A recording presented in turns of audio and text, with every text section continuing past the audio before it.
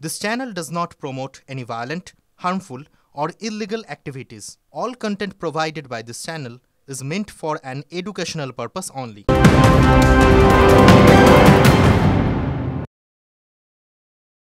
আর এবার নজর রাখবো যে খবরে গড়িয়ায় তৃণমূল কাউন্সিলরের অফিসে হামলা। তৃণমূলের অফিসে হামলা চালানোর অভিযোগে গ্রেপ্তার 4 জন তৃণমূল সমর্থকই। TV9 বাংলার হাতে হামলা সিসিটিভি ফুটেজ। 4 জনকে গ্রেপ্তার করেছে নরেন্দ্রপুর থানা। শনিবার বিভিন্ন জায়গায় তল্লাশি চালিয়ে এই 4 জনকে গ্রেপ্তার করে পুলিশ। কোনো রাজনৈতিক যোগ নেই, পাল্টা দাবি ধৃতদের। আপনারা দেখছেন সেই এক্সক্লুসিভ সিসিটিভি ফুটেজ।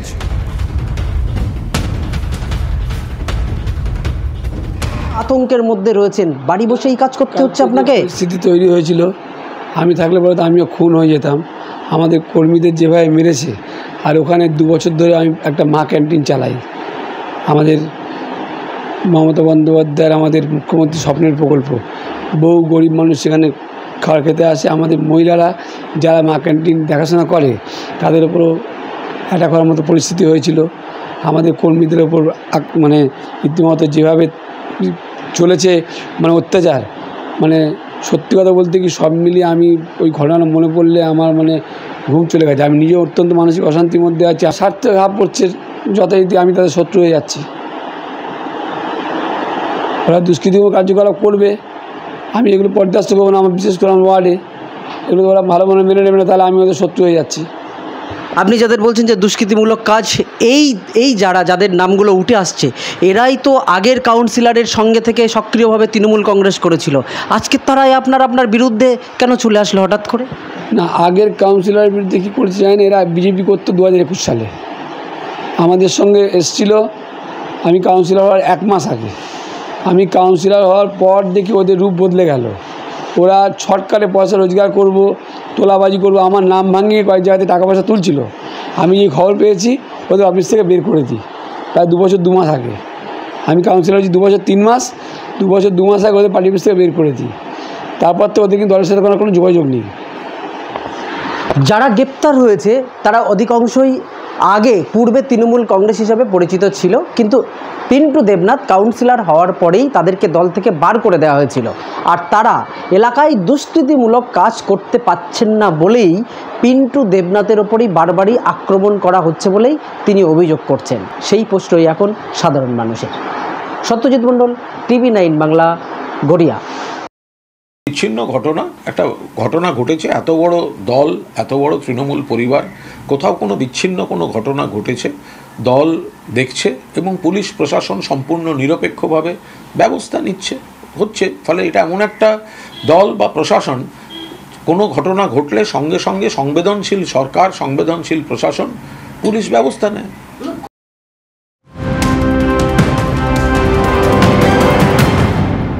আসি পরে খবরে। তৃণমূল পঞ্চায়েত সদস্যের বাড়ি লক্ষ্য করে জাতীয় সড়কের ওপর বোমাবাজি।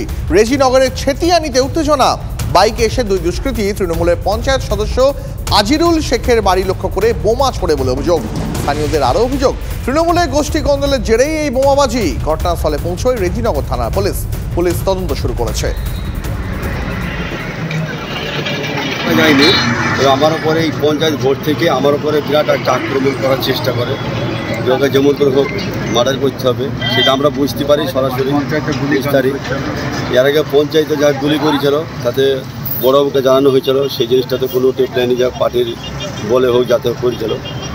তারপর আজকে একটা বোম আমাকে আক্রমণ করার জন্য আজকে 2টো বোম এখানে পরপর বাস্ট করে দেয়। কোথায় সেটা? আমার বাড়ির সামনে। কাল থেকে শুরু 18তম লোকসভার অধিবেশন। নিট ও নেট কেলেঙ্কারি নিয়ে সংসদে সুর চড়াতে মরিয়া শাসক দল তৃণমূল কংগ্রেস।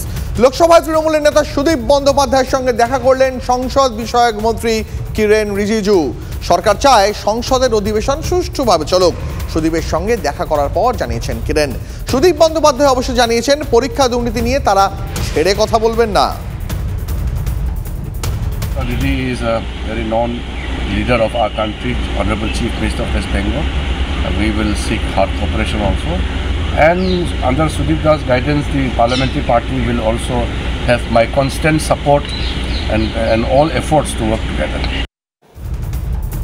নিট নিয়ে সরগরম রাজ্য রাজনীতি। ডাক্তারি সর্বভারতীয় প্রবেশিকা পরীক্ষায় কেলেঙ্কারি দেখে ক্ষোভে ফুঁসছে চিকিৎসা মহল। টিভি9 বাংলায় ক্ষোভ প্রকাশ এক চিকিৎসক দম্পতির। চক্ষু বিশেষজ্ঞ মধুমিতা বন্দ্যোপাধ্যায় ও শিশুরোগ বিশেষজ্ঞ অরুণাংশ বেরার ছেলে অংশুমান বেরা নিট দিয়েছিলেন। নিটে 655 নম্বর পান অংশুমান। প্রথমত এটা অত্যন্ত দুঃখজনক যে এই রকম স্কোর করবার পরেও মানে এরকম র্যাঙ্ক হচ্ছে। কেন কি এই র্যাঙ্ক তো এক্সপেক্টেড ছিল না। একটা আশা ছিল যে একটা ভালো জায়গায় হবে, কিন্তু এরকম র্যাঙ্ক আসবার পরে সেই আশাটাও আর থাকছে না। 3 বছর পরিশ্রম করবার পরে যেখানে আশা করেছিলাম যে একটা ভালো কলেজে পড়ব, সেই আশাটাও এখন ভেঙে গেছে। এখন কোথায় না পেছনের দিকে মেডিকেল কলেজে চলে যাচ্ছি।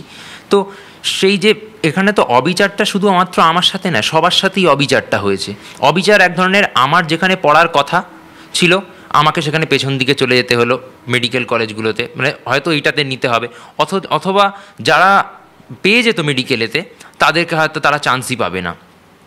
আর কতজন যারা অযোগ্য তারা এই লাইনের মধ্যে ঢুকে পড়বে। একটা ইয়াং জেনারেশনের ছেলেপেলে যারা ম্যাক্সিমাম যারা এই পরীক্ষাটা দিয়েছে তারা ইয়াং, বিটুইন মানে এজ গ্রুপ হচ্ছে 18 to 22 ইয়ার্স অফ এজ, এবং তারা যা পুরস্কারটা পেয়েছে ইন টার্মস অফ কি ওরা যে পরিশ্রম করেছে তার ওরা যা পেয়েছে তাতে ওদের মেন্টাল স্টেট এখন এমন হয়ে গেছে তারা দেশের উপরে, ডেমোক্রেসির উপরে অ্যান্ড গভর্নমেন্টের উপরে কোনো বিশ্বাসটা রাখতে পারছে না, এবং এটা পুরো নেশনের জন্যে ইটস ডেঞ্জারাস।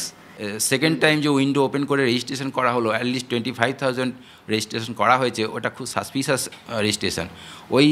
ওইগুলোকে আমার মনে হয় একটু স্ক্রুটিনি করা দরকার, যে কারা, হু আর দোজ স্টুডেন্টস, এবং এদের ওএমআর সিট ভেরিফাই করা আমার মনে হয় খুব এসেন্সিয়াল। এবং তার সঙ্গে তো যারা এই কোশ্চেন পেপার লিক আউট হয়ে বেনিফিটেড হয়েছে তাদেরকেও সাইডলাইন করা। কঠোর পরিশ্রম, মেধার হাত ধরে চিকিৎসক হওয়ার স্বপ্ন দেখেছিল অংশুমানরা। সেই স্বপ্নকে এক ধাক্কায় জলে ফেলে দেওয়া হয়েছে। মেধার ভিত্তিতে পরিশ্রম করেও 655 মতো নাম্বার পেয়েও 25,000-এর র্যাঙ্ক। কিভাবে এটা হলো, কি করে এটা সম্ভব হলো, কি করে শিক্ষিত প্রজন্মকে অযোগ্য প্রমাণিত করে দেওয়া হলো এক লহমায়, তার সদুত্তর চাইছে অংশুমানরা। সদুত্তর কি মিলবে?